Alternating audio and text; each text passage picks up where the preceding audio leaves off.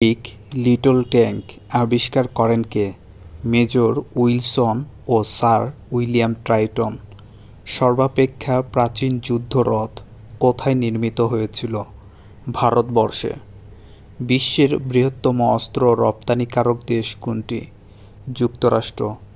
বিশ্বের তৃতীয় বৃহত্তম অস্ত্র রপ্তানিকারক দেশ কোনটি? রাশিয়া।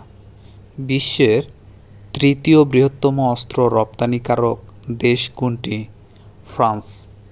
যুক্তরাষ্ট্র একাই পৃথিবীর মোট অস্ত্র ব্যবসার কত শতাংশ নিয়ন্ত্রণ করে?